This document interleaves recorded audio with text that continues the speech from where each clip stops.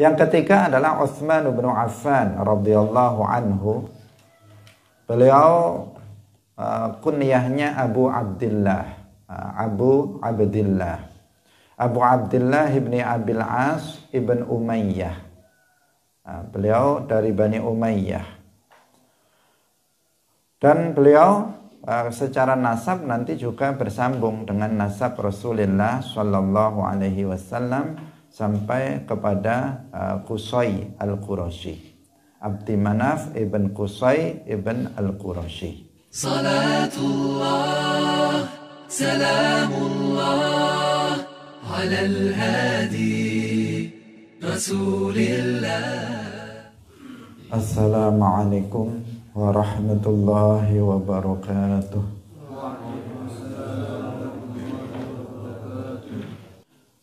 Qala al-muallif rahimahullahu ta'ala wa nasakhuhu li syar'i ghairihi waqa' hatman adallallahu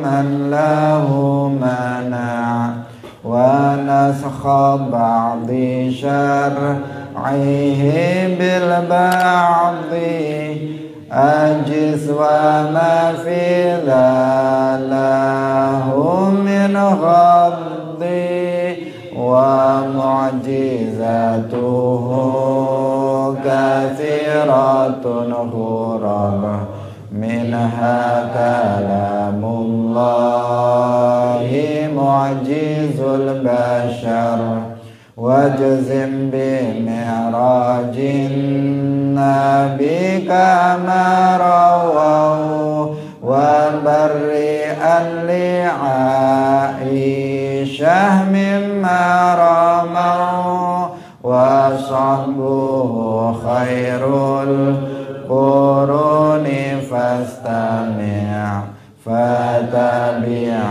fatabi'un liman tabi' wa khairuhum man wuliyal khilafah wa amruhum fil fadli kal khilafah yalihimu qawmun kiramun bararah iddatuhum sittun tamamul asyarah fa ahlu badrinil azim syani fa ahlu uhdin bai'atir ridwani wasabiquna fadluhum nasan urif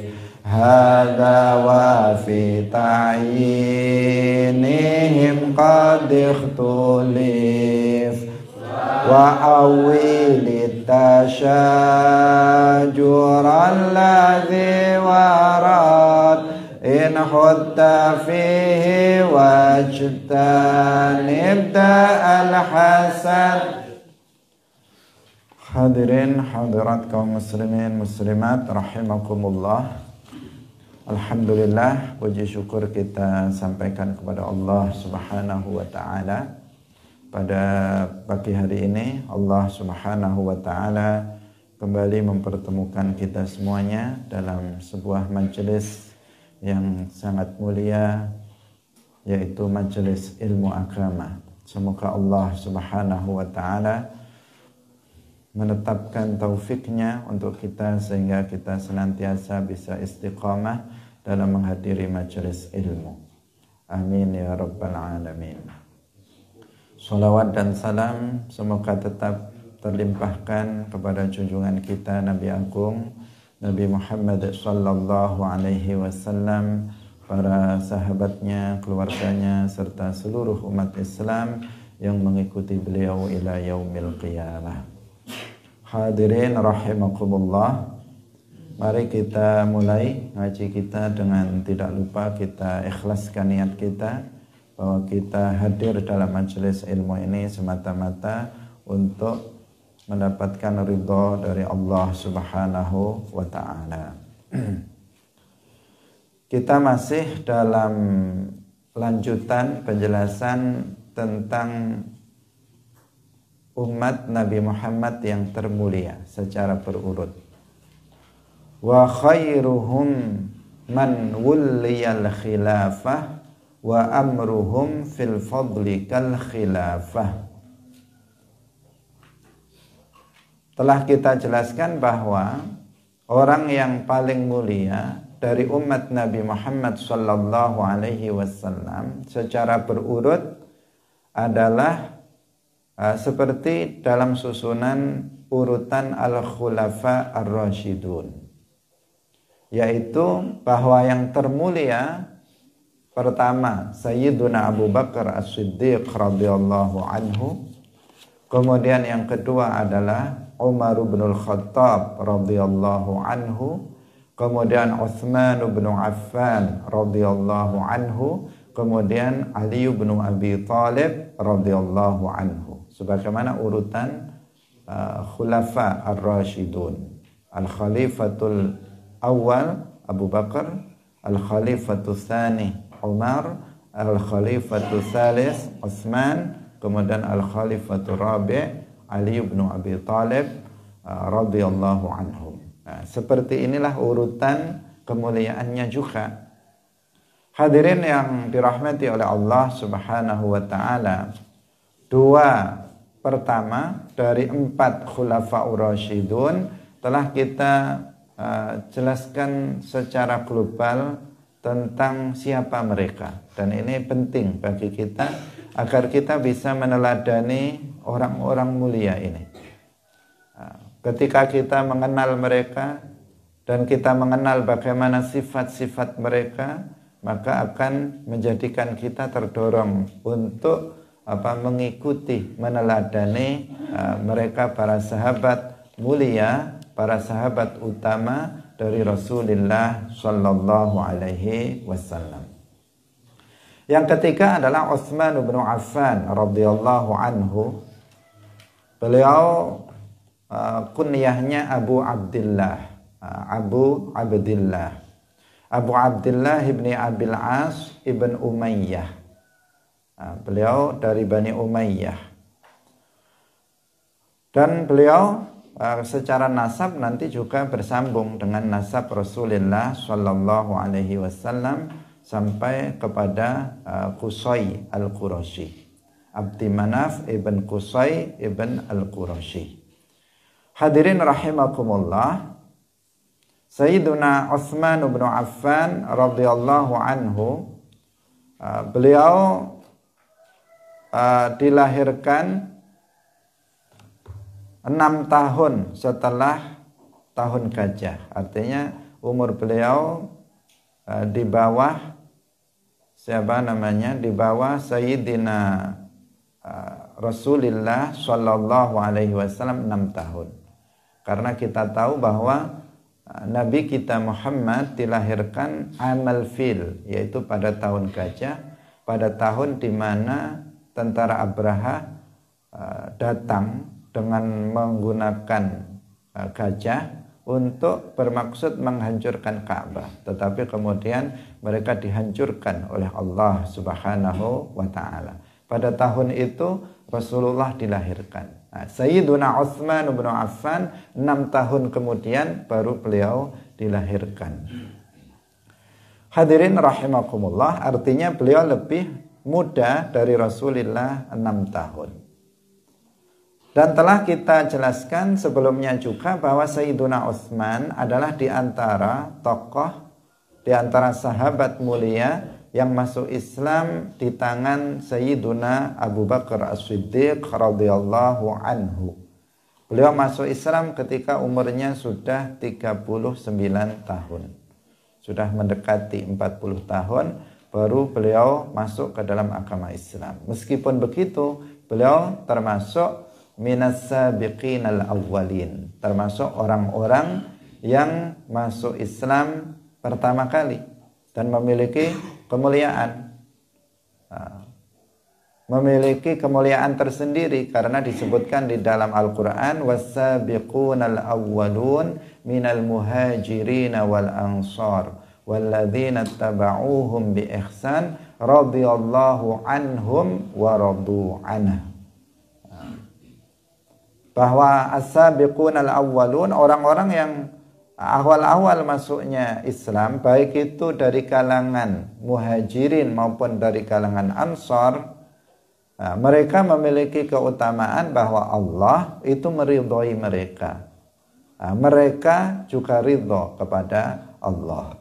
Ini keutamaan mereka. Dan Sayyiduna Utsman minas sabiqin al-awwalin, yang masuk dalam ayat ini. Hadirin rahimakumullah, banyak sekali keutamaan-keutamaan dari Sayyiduna Utsman bin Affan radhiyallahu anhu. Di antaranya bahwa beliau itu adalah Dzunnurain. Beliau adalah Dzunnurain. Kalau Sayyiduna Abu Bakar itu disebut sebagai As-Siddiq. Kalau Sayyiduna Umar bin Al-Khattab radhiyallahu anhu itu disebut sebagai Al-Faruq. Kalau Sayyiduna Utsman itu disebut dengan Dzunnurain, yang memiliki dua cahaya. Kenapa beliau disebut dengan lakab itu? Karena beliau menikahi putri Nabi 2 kali.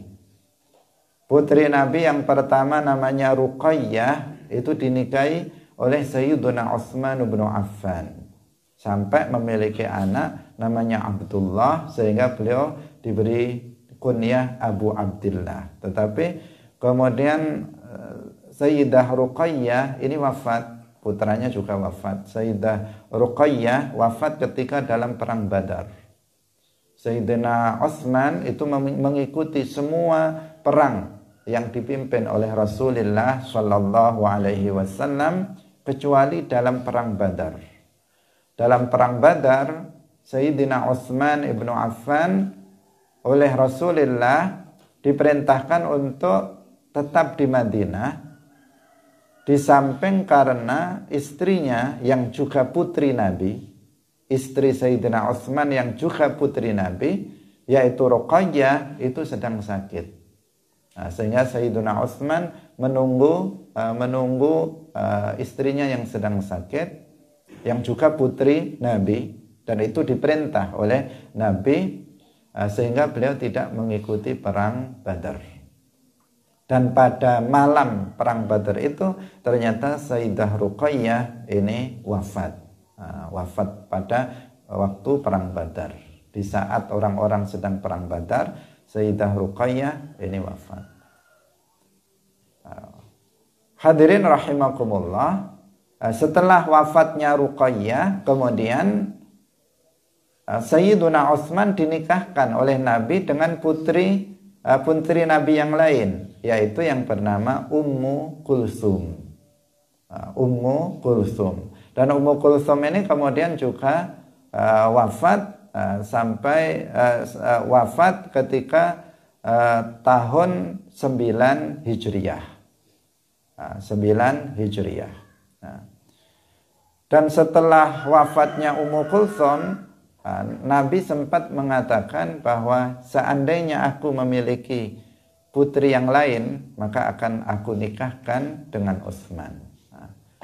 Jadi pilihan Nabi Utsman ibnu Affan sebagai menantunya, sebagai suami dari putri-putrinya sampai 2 putri Nabi, bahkan jika masih ada akan dinikahkan lagi dengan putri Nabi yang lainnya, itu sudah menunjukkan bahwa Sayyiduna Utsman bin Affan adalah orang yang sangat mulia, bukan orang biasa. Nggak mungkin kalau beliau bukan orang yang mulia, Nabi itu memilihnya sebagai menantunya. Kita kalau mencari menantu pasti pilih-pilih, memilih yang paling baik di antara sekian yang baik. Tidak mungkin cari menantu yang jelek, atau yang jelek akhlaknya misalnya, enggak, pasti memilih yang terbaik. Dan Sayyiduna Utsman bin Affan menjadi menantu Nabi bukan hanya sekali, tetapi sampai 2 kali. Itu menunjukkan, sudah menjadi bukti bahwa Sayyiduna Utsman bin Affan itu orang yang sangat mulia.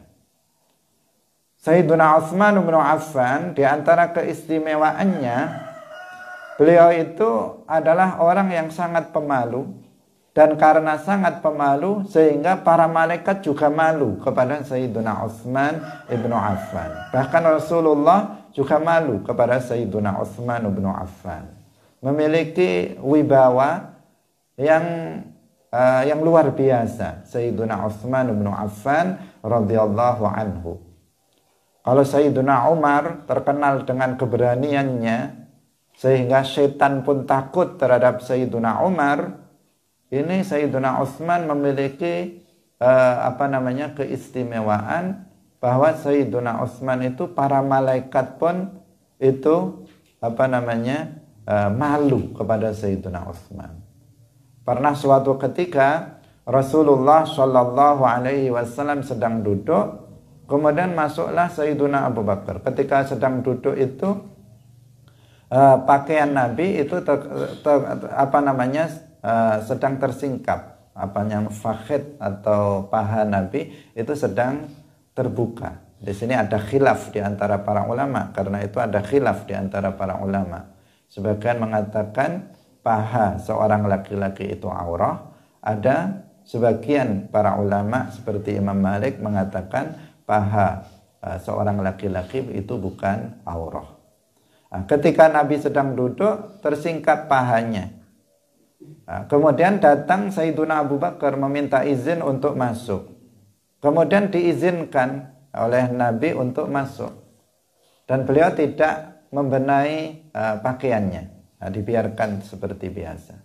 Kemudian ada lagi Sayyiduna Umar izin untuk masuk. Dipersilahkan masuk, pakaian Nabi tetap seperti semula. Kemudian yang ketiga ada Sayyiduna Utsman bin Affan itu masuk. Ketika itu Nabi langsung membenahi pakaiannya. Kemudian mempersilahkan Sayyiduna Utsman untuk masuk. Ketika mereka sudah bubar, Sayyidah Aisyah istri Nabi kemudian bertanya, "Wahai Rasulullah, tadi ketika Abu Bakar dan Umar minta izin untuk masuk, engkau enggak merubah pakaianmu. Sementara ketika Sayyiduna Utsman yang masuk, engkau bersegera untuk merubah pakaianmu, untuk menutup paha yang tadi terbuka." Kemudian Rasulullah Shallallahu Alaihi Wasallam bersabda, "Ya Aisyah, ala astahyi min rajulin, wallahi innal malaikata latastahya minhu." Wahai Aisyah, tidakkah aku malu terhadap seorang laki-laki yang demi Allah para malaikat pun malu kepadanya. Ini keistimewaan dari Sayyiduna Utsman bin Affan radhiyallahu anhu. Keistimewaan yang lainnya, Sayyiduna Utsman bin Affan itu seorang sahabat Nabi yang paling luman. Apa paling luman itu? Paling dermawan. Paling dermawan. Sayyiduna Utsman bin Affan dermawan kepada siapa? Kepada kerabatnya, dermawan kepada umat Islam secara umum. Sayyiduna Utsman, beliau itu orang yang kaya raya. Jadi banyak keistimewaannya. Beliau itu dari sisi dari sisi postur tubuhnya tidak terlalu tinggi, tidak terlalu pendek, sangat tampan orangnya. Sayyidina Utsman keistimewaannya dari sisi fisik. Orangnya sangat tampan, kaya, dermawan lagi. Bagaimana ini enggak menjadi sebuah pilihan bagi seseorang? Ini kemuliaan tersendiri bagi beliau. Tampan, kaya, dermawan, suka memberi kepada keluarganya, juga kepada umat Islam secara umum. Di antara bukti dari kedermawanan dari beliau, Sayyidina Utsman bin Affan radhiyallahu anhu, suatu ketika dalam sebuah peperangan, ini dikatakan sebelumnya bahwa beliau itu, Abu Hurairah mengatakan bahwa Utsman itu telah membeli surga 2 kali. Nah, artinya ini kata kiasan. Artinya dengan dua amal yang dilakukan yang membuktikan kedermawanan dari Sayyiduna Utsman itu beliau kemudian dijamin masuk ke dalam surga. Amal yang dilakukannya, apapun yang dilakukan setelahnya itu akan seandainya itu berupa dosa diampuni oleh Allah Subhanahu wa taala. Kapan itu? Yang pertama adalah ketika beliau itu membeli sebuah sumur, namanya sumur Rumah. Rumatun. Sumur ini dulunya sebelum dibeli oleh Sayyidina Utsman itu airnya itu diperjualbelikan untuk umat Islam. Jadi umat Islam itu beli air dari sumur itu dari pemilik sumur itu. Artinya umat Islam ya harus mengeluarkan uang untuk bisa mendapatkan air tersebut. Maka kemudian Sayyidina Utsman membeli sumur itu. Kemudian digali, kemudian diberikan untuk umat Islam. Jadi sumur itu kemudian diperuntukkan untuk umum. Siapapun umat Islam yang mau menggunakan airnya dipersilahkan secara gratis. Dan itu menjadi amal jariah bagi Sayyidina Utsman sampai sekarang. Sumur itu masih ada dan dikunjungi orang-orang yang ke sana itu pada bertabarukan dengan sumur ini, datang ke sumur itu karena sumur ini sumur yang mubarakah yang dulunya Sayyidina Utsman yang membelinya untuk untuk umat Islam. Sampai sekarang masih dimanfaatkan. Bagaimana pahala Sayyidina Utsman mengalir sampai sekarang. Hadirin yang dirahmati oleh Allah Subhanahu wa taala. Itu yang pertama.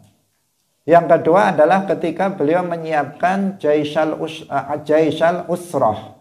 Dalam sebuah peperangan namanya peperangan Al-Usrah, Rasulullah Shallallahu alaihi wasallam itu mendorong para sahabat untuk berinfak untuk kepentingan perang itu. Tetapi kemudian siapa yang menyanggupinya? Sayyidina Utsman. Beliau mengatakan, saya siap untuk menginfakkan 100 unta dengan segala perlengkapannya, dengan segala apa yang dibawanya, dari peralatannya, dari konsumsinya, siap 100 ekor unta. Sekarang berapa kalau 100 ekor unta? Bisa miliaran. Itu yang beliau infakkan. Kemudian beliau, Nabi Muhammad, mendorong lagi siapa yang mau berinfak untuk itu. Sayyidina Utsman berdiri lagi, saya 100 ekor unta lagi. Selain yang tadi, tambahan lagi 100 ekor unta. Beliau menyiapkan sebuah peperangan dengan biaya beliau, biaya beliau sendiri. Ini sebuah amal yang luar biasa yang beliau lakukan, yang menunjukkan kedermawanan dari Sayyiduna Utsman bin Affan radhiyallahu anhu. Beliau dermawan kepada siapa saja dan juga beliau dermawan kepada karib kerabatnya. Yang ini di belakang hari akan menjadi sumber fitnah bagi sebagian orang munafik yang membenci Islam, yang membenci Sayyiduna Utsman bin Affan radhiyallahu anhu. Kenapa? Karena Sayyiduna Utsman itu orang yang sangat baik kepada keluarganya dalam rangka silaturahim. Karena silaturahim itu kan bisa dilakukan dengan dua cara. Yang pertama, membantu karib kerabat ketika membutuhkan. Kalau ada kerabat yang membutuhkan hutang uang misalnya, atau sedang kelaparan, atau sedang butuh, maka membantunya itu adalah itu namanya bentuk dari silaturahim. Beliau melakukan itu, kerabatnya siapa yang kekurangan, siapa yang membutuhkan, maka beliau membantu. Yang kedua, silaturahim itu dengan cara mengunjungi kerabat, mendatanginya secara berkala, itu namanya juga silaturahim. Nah, Sayyiduna Utsman dalam rangka silaturahim mengamalkan ajaran Islam, beliau itu suka memberi kepada kerabatnya. Baik itu sebelum beliau diangkat menjadi seorang khalifah maupun baik itu sebelum beliau diangkat menjadi khalifah maupun setelah beliau diangkat menjadi khalifah, kebiasaan dermawan terhadap karib kerabat itu tidak berubah. Dan itu dari uang beliau sendiri, karena beliau orang yang kaya. Beliau dari saku beliau sendiri, dari uang beliau sendiri, dari harta yang beliau miliki, beliau suka memberi kepada karib kerabatnya. Yang kemudian ini dimanfaatkan oleh orang-orang yang tidak suka dengan Islam, dengan kejayaan kemajuan Islam, kemudian menghembuskan fitnah. Dan ironisnya sampai sekarang ada yang masih percaya terhadap cerita-cerita yang tidak benar, yang fitnah yang dilontarkan kepada Sayyidina Utsman. Sehingga muncul tuduhan bahwa Sayyidina Utsman itu orang yang nepotisme. Nepotisme itu apa? Mementingkan keluarganya. Bahkan ada yang menfitnahnya menggunakan harta negara untuk keluarganya sendiri. Padahal Sayyiduna Utsman sejak sebelum menjadi khalifah, beliau sudah dermawan, bahkan sangat terkenal beliau adalah sahabat Nabi yang paling dermawan. Tetapi ternyata itu dijadikan sebagai sumber fitnah oleh mereka. Hadirin yang dirahmati oleh Allah Subhanahu wa taala, namanya juga orang menfitnah. Mereka bisa menggunakan cara apa saja untuk untuk menfitnah seseorang yang mereka tidak suka, apalagi mereka memang menginginkan kehancuran Islam. Yang Islam ketika itu sudah menyebar luas. Ketika Sayyidina Abu Bakar sudah mulai menyebar luas, Sayyidina Umar, apalagi Sayyidina Utsman juga sangat luas. Karena Sayyidina Utsman ibnu Affan menjadi khalifah cukup lama. Beliau menjadi khalifah sampai 12 tahun. Sehingga banyak sekali kemajuan-kemajuan yang diraih oleh Sayyidina Utsman ibnu Affan radhiyallahu anhu. Hadirin rahimakumullah. Ketika Sayyidina Utsman ibnu Affan diangkat menjadi seorang khalifah, banyak sekali hal-hal kemajuan yang beliau lakukan. Di antaranya yang paling terkenal adalah Jam'ul Quran. Sehingga mushaf-mushaf yang ada sekarang dikenal dengan istilah mushaf Utsmani. Bagaimana sejarahnya? Ketika zaman Sayyidina Abu Bakar kemarin kita sampaikan, Al-Quran dikumpulkan, tetapi belum ditulis ulang. Hanya dikumpulkan saja lengkap pada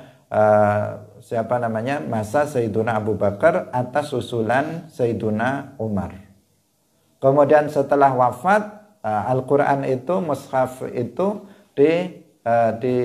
ada pada Sayyidina Abu Bakar. Setelah Sayyidina Abu Bakar wafat, diberikan kepada Sayyidina Umar. Ketika Sayyidina Umar wafat, kemudian dipegang oleh Hafsah, istri Nabi yang menjadi putrinya Sayyidina Umar bin Khattab radhiyallahu anhu.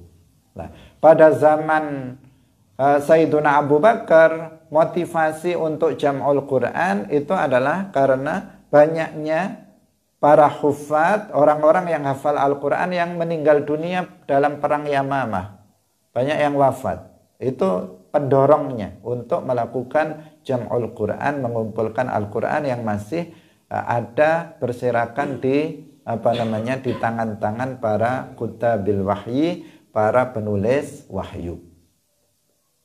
Sementara pada masa Sayyiduna Utsman bin Affan permasalahannya beda lagi, yaitu munculnya perdebatan di antara umat Islam tentang cara membaca Al-Quran.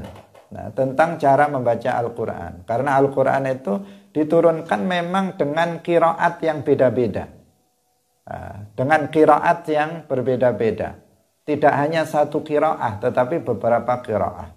Tetapi dengan sebab menyebarnya Islam itu lebih luas sampai bukan hanya Arab tetapi non-Arab, ini menjadikan banyak silih genje dalam artinya silih genje itu beda-beda cara membaca Al-Quran dan satu dengan yang lain merasa lebih benar dari yang lain. Karena itulah maka beliau berinisiatif untuk menulis ulang Al-Quran dalam sebuah mushaf. Maka ditulislah menjadi beberapa, ada yang mengatakan 4, ada yang beberapa 5, kemudian disebarluaskan ke dunia, dikirimkan ke dunia Islam sebagai rujukan.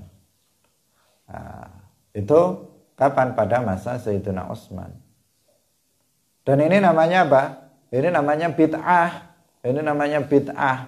Dan ini menunjukkan bahwa ada bid'ah yang hasanah. Contohnya adalah jam'ul Quran, baik pada masa Sayyiduna Abu Bakar maupun pada masa Sayyiduna Utsman bin Affan. Nabi tidak melakukannya, nggak ada perintah dalam Al-Quran, nggak ada perintah dalam hadis, tetapi Sayyiduna Utsman melakukannya. Jelas ini sebuah amalan bid'ah, tetapi bid'ah yang baik. Kalau orang-orang Wahabi pengikut Ibnu Taimiyah dan Muhammad bin Abdul Wahab, mereka anti terhadap bid'ah. Kalau mereka menganggap bahwa setiap bid'ah itu sesat, ya mestinya mereka nggak membaca Al-Quran yang terkumpul dalam mushaf itu.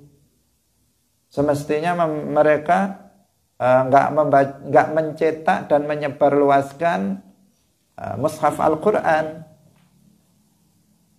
Kenapa? Karena Al-Quran itu pada masa yang lalu belum dibukukan dan sekarang sudah pada masa Utsman dibukukan, dan mereka ternyata juga mencetak mushaf bahkan disebarluaskan kemana-mana. Menurut mereka, bukankah itu kalau mengikuti bahwa semua bid'ah itu sesat, berarti mereka ikut menyebarkan bid'ah. Menurut alam mereka yang menyebut bahwa semua bid'ah itu sesat. Nah, di sini sangat jelas bahwa menggambarkan bahwa ada yang bid'ah yang disebut dengan bid'ah hasanah. Bid'ah hasanah dengan sebab Sayyidina Utsman bin Affan radhiyallahu anhu, maka umat Islam bisa membaca Al-Quran dengan mudah. Pada masa Sayyidina Utsman bahkan belum ada harokatnya, belum ada titiknya. Kemudian oleh seorang tabi'in, Yahya bin Ya'mur itu baru ada. Nah, ini juga bid'ah lagi. Dan ini adalah bid'ah hasanah, bid'ah yang baik karena tidak bertentangan dengan syariat Islam. Hadirin yang dirahmati oleh Allah Subhanahu wa taala.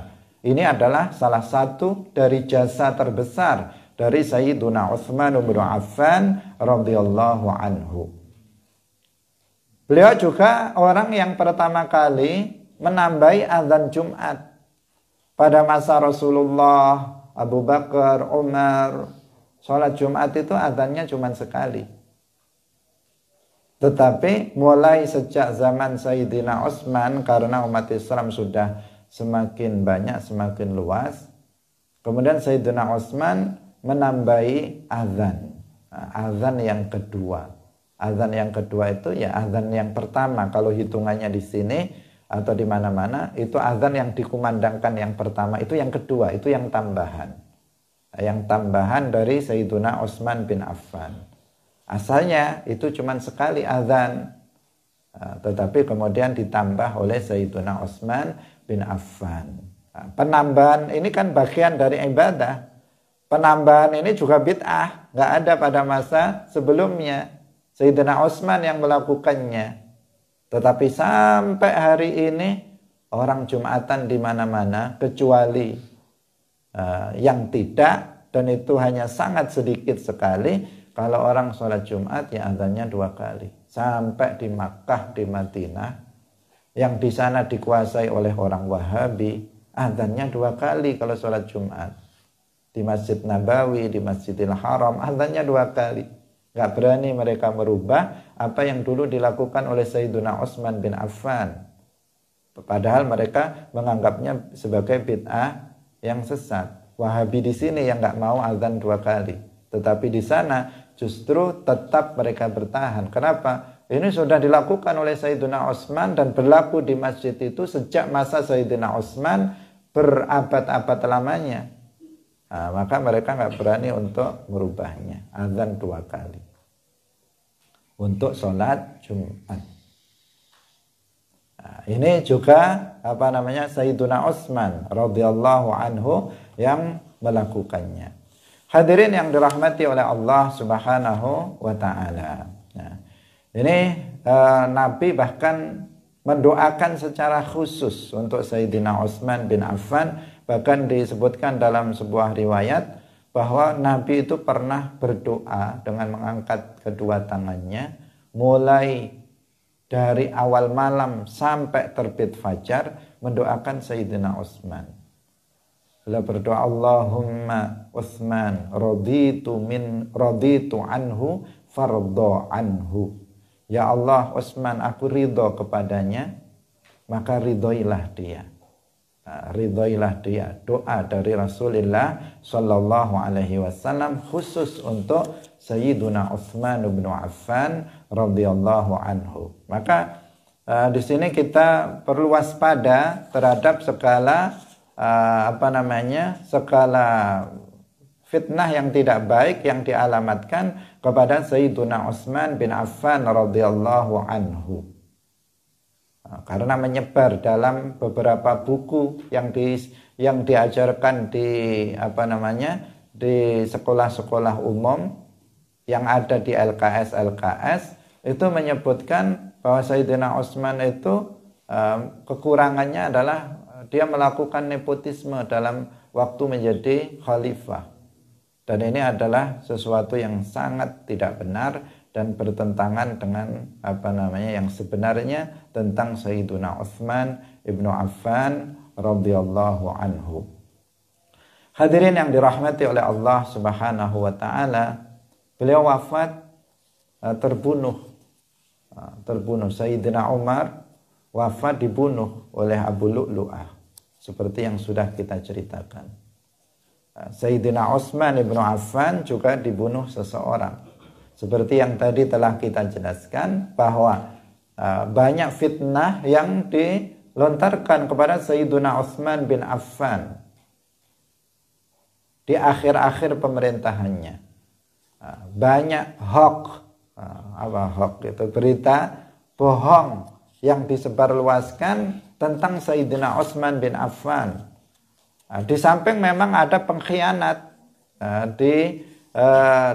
yang ada di dalam, ada pengkhianat di dalam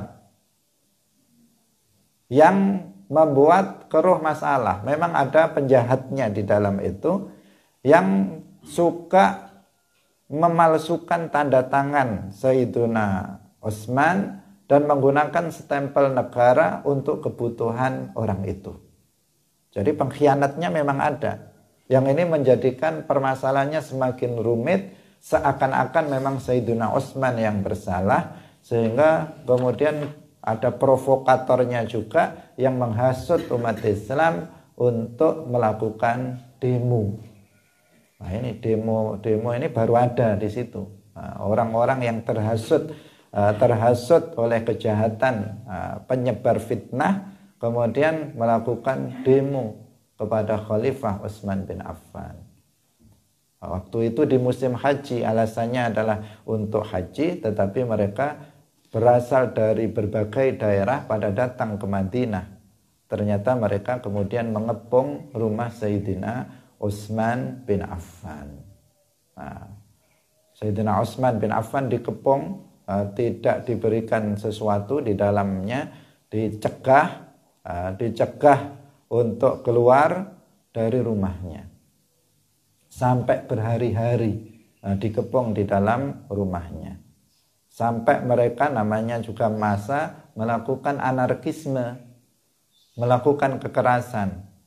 Pada saat itu sebagian para sahabat besar mengirimkan putra-putranya untuk menjaga rumah Sayyidina Utsman bin Affan. Termasuk Sayyiduna Ali mengirimkan putranya untuk menjaga rumah Sayyidina Utsman bin Affan. Tetapi anarkis sehingga ada yang lempar-lempar, ada sebagian putra sahabat besar ini yang terluka. Nah, karena itulah maka para provokator ini semakin takut ini nanti nggak berhasil apa yang mereka inginkan. Sampailah kemudian ada yang menyelinap masuk ke dalam rumah Sayyiduna Utsman bin Affan radhiyallahu anhu. Menyelinap masuk tidak dari depan tetapi dari tempat yang lain untuk kemudian mereka masuk ke dalam rumah Sayyidina Utsman bin Affan radhiyallahu anhu. Ada 3 orang yang masuk, tetapi yang satu kemudian setelah diperingatkan oleh Sayyidina Utsman takut, kemudian dia keluar sehingga tinggal 2 orang yang ada di dalam. Kemudian membunuh Sayyidina Utsman yang ketika itu beliau sedang berpuasa dan sedang membaca Al-Quran. Nah, beliau sedang membaca Al-Quran dan saat itu beliau juga sedang berpuasa. Hanya ada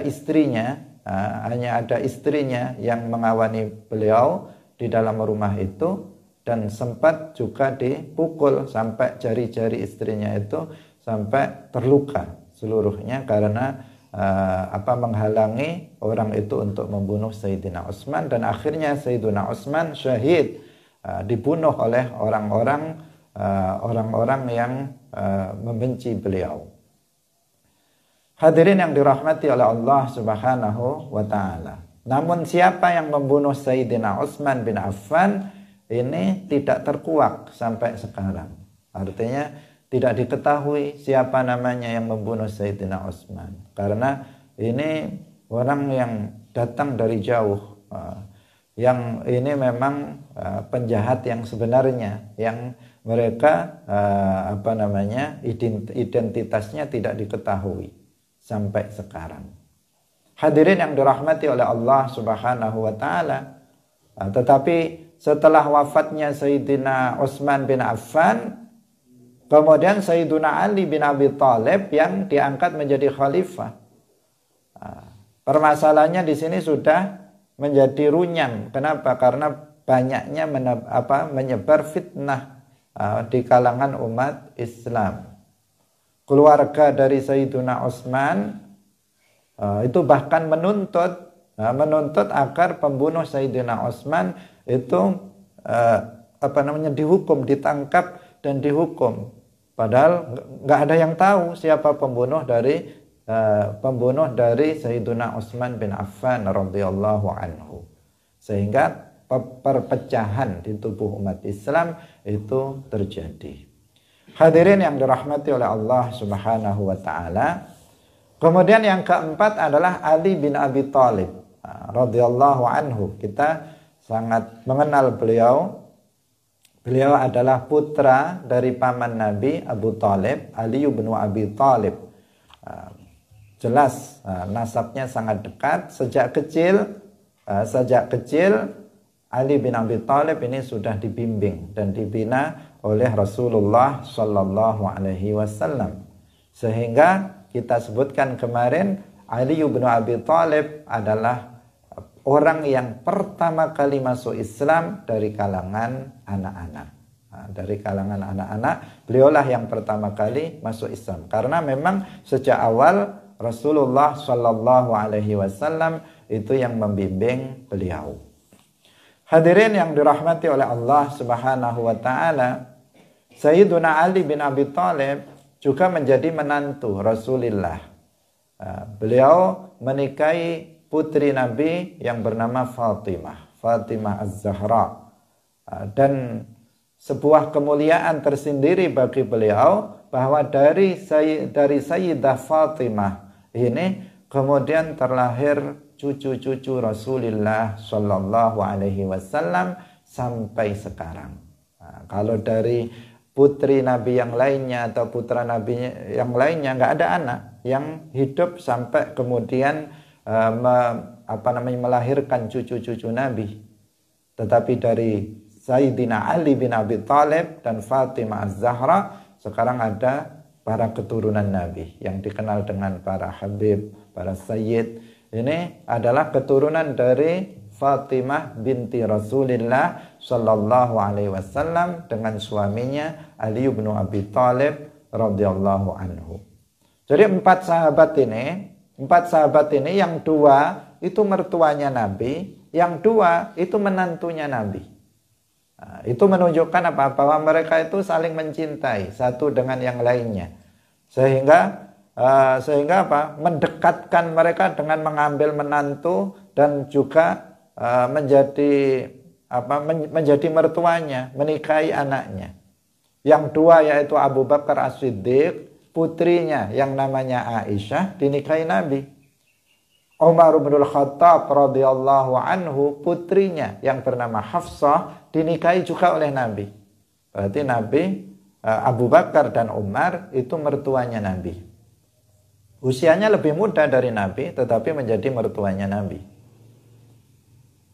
Sedangkan dua yang belakang yaitu Utsman bin Affan, menantunya Nabi, tadi dinikahkan dengan putri Nabi dua kali, sehingga disebut Dzunnurain.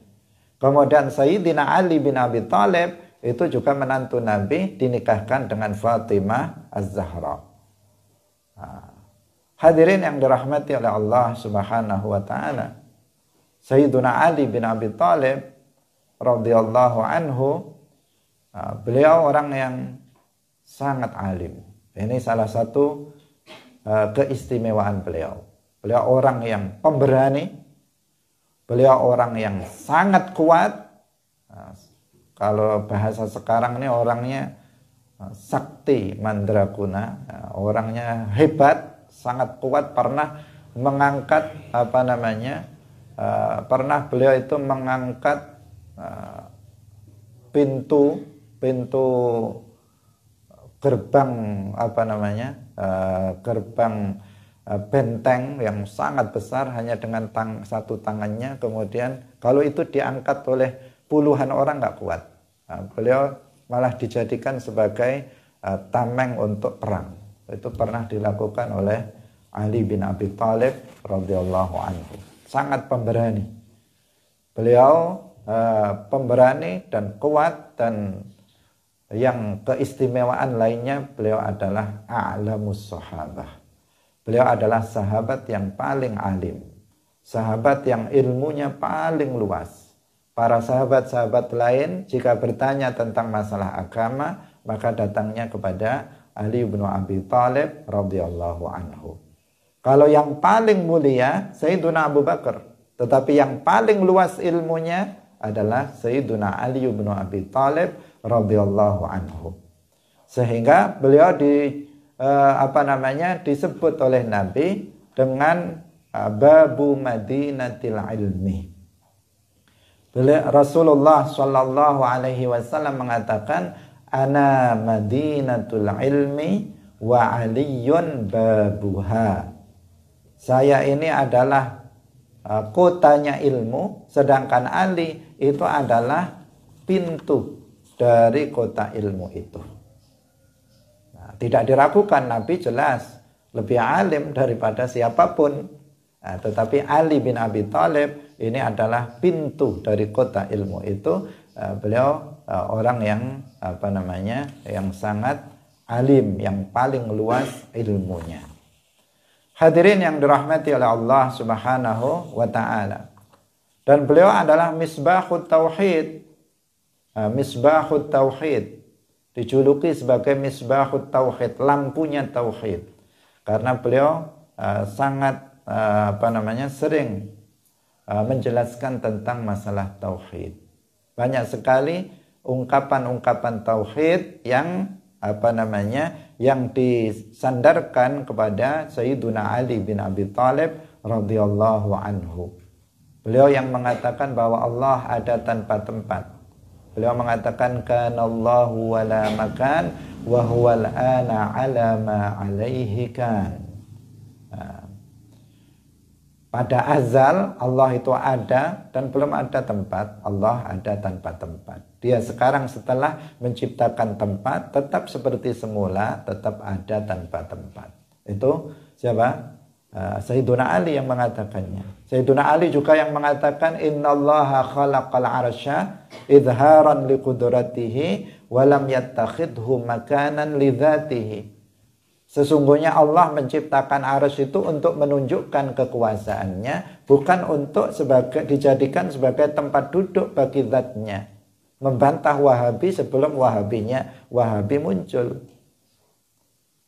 Sayyiduna Ali juga yang mengatakan man za'ama anna ilahana mahdudun faqad jahilal khaliqal ma'bud. Membantah Wahabi sebelum munculnya Wahabi. Orang yang menyangka bahwa Allah itu memiliki bentuk, memiliki ukuran, maka dia tidak mengenal Allah, kata Sayyiduna Ali. Dan masih banyak lagi ungkapan-ungkapan Sayyiduna Ali dalam tauhid, sehingga beliau dikenal dengan sebutan Misbahut Tauhid. Hadirin yang dirahmati oleh Allah Subhanahu wa taala, tetapi ada sebagian orang itu yang hulu terhadap Sayyidina Ali. Sampai ada yang mengatakan bahwa Sayyidina Ali itu Tuhan. Sampai ada yang mengatakan bahwa Allah itu masuk ke dalam jasad Sayyidina Ali. Ada juga yang mengatakan bahwa malaikat Jibril itu salah dalam memberikan wahyu. Harusnya yang jadi nabi itu Ali dan seterusnya, bukan Muhammad. Itu orang yang berlebihan dalam memuji Sayyidina Ali bin Abi Thalib radhiyallahu anhu. Dari kalangan Rafidhah Syiah yang ghulat, itu sampai berpahaman yang seperti itu. Sehingga pernah ada Sayyidina Ali masih hidup, ada yang menyembah Sayyidina Ali, sehingga dipanggil mereka itu, dilarang untuk menyembah Sayyidina Ali, tapi mereka tetap saja menyembah Sayyidina Ali. Sudah dilarang, yang disembah nggak mau, orang itu tetap menyembah saja. Ini memang namanya juga sesat, dasar sesat. Akhirnya dipanggil Al-Gujo untuk mengeksekusi itu. Mereka dihukum mati dengan cara dibakar, untuk memperlihatkan kepada yang lainnya inilah akidahnya sangat sesat, menyesatkan, sehingga sampai kemudian dihukum seberat-beratnya oleh Sayyiduna Ali bin Abi Thalib radhiyallahu anhu. Karena akidahnya yang menyimpang. Hadirin yang dirahmati oleh Allah Subhanahu wa taala, beliau yang berhujjah kepada kelompok-kelompok termasuk kelompok Khawarij yang muncul pada masa Sayyiduna Ali bin Abi Thalib radhiyallahu anhu. Hadirin yang dirahmati oleh Allah Subhanahu wa taala, tentang keistimewaan beliau sangat banyak ya, hadis-hadis yang menjelaskan beliau, tapi kita singkat saja karena waktunya sudah mendekati habis. Di antaranya Sayyiduna Rasulullah sallallahu alaihi wasallam pernah bersabda, man sabba aliyan faqad sabbani wa man sabbani faqad sabballah. Barang siapa yang mencela Ali, maka seakan-akan dia mencela aku. Orang yang mencela, membenci Sayyidina Ali, karena banyak orang yang membenci Sayyidina Ali, khususnya pada masa Sayyidina Ali menjadi khalifah. Faqad sabbani, maka seakan-akan dia mencaci, mencela saya. Wa man sabbani, barang siapa yang mencela saya, mencaci saya, maka seakan-akan dia mencaci, mencela Allah. Artinya nggak boleh seseorang itu mencaci Sayyidina Ali karena Rasulullah mencintainya. Rasulullah mencintai Ali bin Abi Thalib radhiyallahu anhu. Dalam hadis yang lain, untuk mempercepat, Rasulullah Shallallahu Alaihi Wasallam bersabda, "Ama tarda an takuna minni bimanzilati Harun min Musa, illa annahu la nubuwwata ba'di." Beliau mengatakan kepada Sayyidina Ali, tidakkah kamu ridha jika kamu bagiku itu derajatnya kedudukannya seperti kedudukannya Harun bagi Musa. Artinya Nabi Harun dan Nabi Musa alaihissalam. Hanya saja nggak ada Nabi setelah aku. Artinya sangat dekat seperti Harun dengan Nabi Musa. Ali itu kedudukannya seperti Harun dari Nabi Musa alaihissalam. bagi Rasulullah Shallallahu Alaihi Wasallam. Dan masih banyak hadis-hadis yang menjelaskan tentang keutamaan Sayyiduna Ali. Tetapi pada akhirnya waktu sudah habis, pada akhirnya Sayyiduna Ali juga terkena fitnah, khususnya fitnah Khawarij yang mengkafirkan beliau.